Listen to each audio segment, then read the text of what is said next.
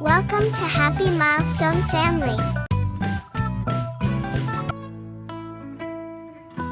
एक बार नारा वुडलैंड नामक गांव में केन और रे नाम के दो अच्छे दोस्त रहते थे। वे स्कूल और कॉलेज में सहपाठी थे, काम पर भी सहकर्मी थे। उनकी दोस्ती दिन ब दिन मजबूत होती गई। वे दोनों एक साथ साहसिक यात्रा पर जाते थे। एक दिन केन और रे ने समुद्री यात्रा पर जाने का फैसला किया।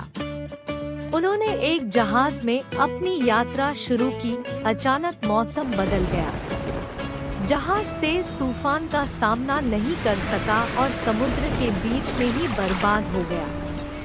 अधिकांश यात्री मारे गए, लेकिन केन और रे पास के एक द्वीप पर तैरने में सफल रहे। द्वीप वीरान था, खाने के लिए ज्यादा कुछ नहीं था। उन्होंने भगवान से मदद मांगने का फैसला किया। उन्हें लगा कि उनकी अपनी प्रार्थना दूसरे के प्रार्थना से बेहतर है और वे लड़ने लगे। वे देखना चाहते थे किसकी प्रार्थना पहले सुनी जाएगी।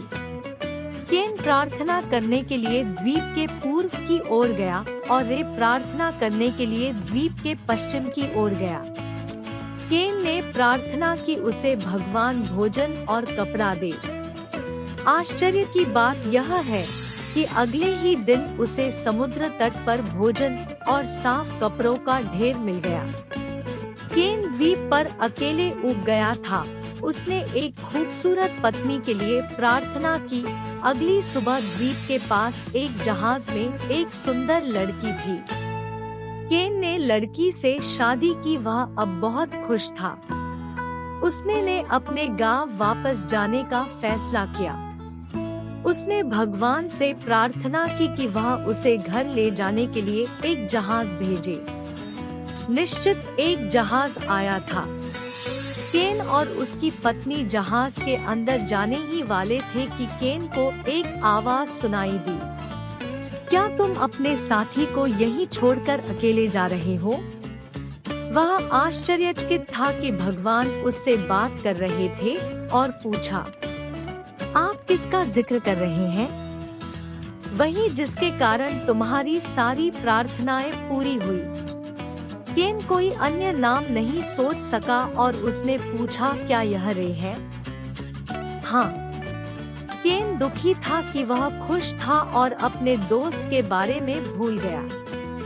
भगवान ने कहा, मैं आपकी नहीं बल्कि रे की प्रार्थनाओं का उत्तर दे रहा था।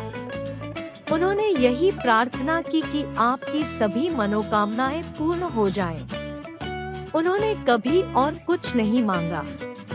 केन अपने दोस्त की ओर दौड़ा। उसने द्वीप के पश्चिमी हिस्से में अपने दोस्त की तलाश शुरू कर दी। उसने रे को दयनीय स्थिति में पाया। केन जल्दी से उसे घर वापस ले जाने के लिए जहाज पर ले गया। केन ने भगवान से पूछा, केवल रे की प्रार्थनाओं का उत्तर क्यों दिया? भगवान ने कहा, क्योंकि रे की प्रार्थनाएं पूरी तरह से निस्वार्थ थी।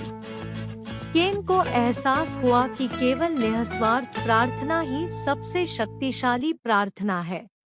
Don't forget to hit that subscribe button, give us a thumbs up, and share the video. Thank you.